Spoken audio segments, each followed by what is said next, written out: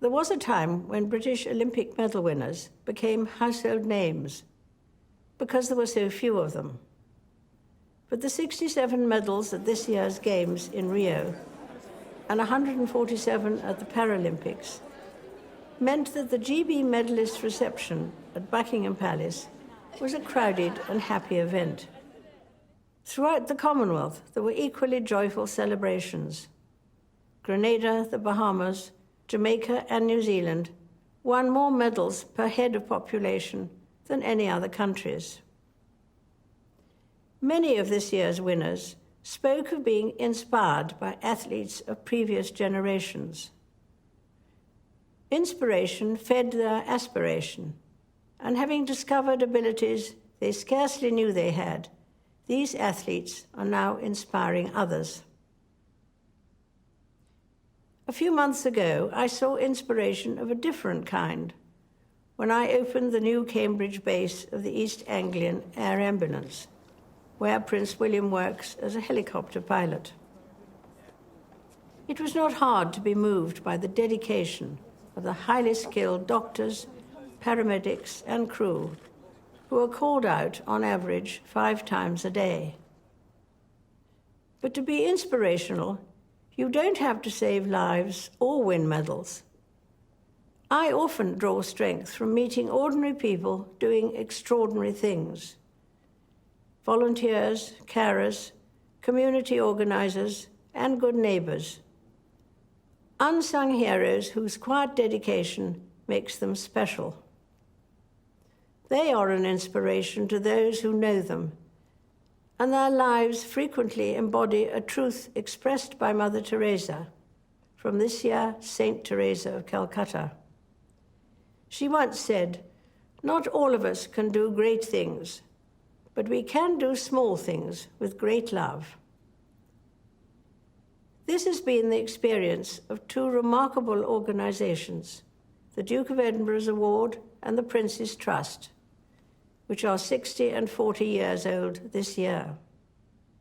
These started as small initiatives, but have grown beyond any expectations and continue to transform young people's lives. To mark my 90th birthday, volunteers and supporters of the 600 charities of which I have been patron came to a lunch in the Mall. Many of these organizations are modest in size, but inspire me with the work they do. From giving friendship and support to our veterans, the elderly or the bereaved, to championing music and dance, providing animal welfare, or protecting our fields and forests. Their selfless devotion and generosity of spirit is an example to us all. When people face a challenge, they sometimes talk about taking a deep breath to find courage or strength. In fact, the word inspire literally means to breathe in. But even with the inspiration of others, it's understandable that we sometimes think the world's problems are so big that we can do little to help. On our own, we cannot end wars or wipe out injustice. But the cumulative impact of thousands of small acts of goodness can be bigger than we imagine. At Christmas, our attention is drawn to the birth of a baby some 2,000 years ago. It was the humblest of beginnings, and his parents, Joseph and Mary, did not think they were important. Jesus Christ lived obscurely for most of his life and never traveled far.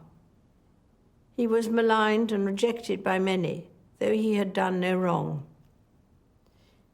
And yet billions of people now follow his teaching and find in him the guiding light for their lives.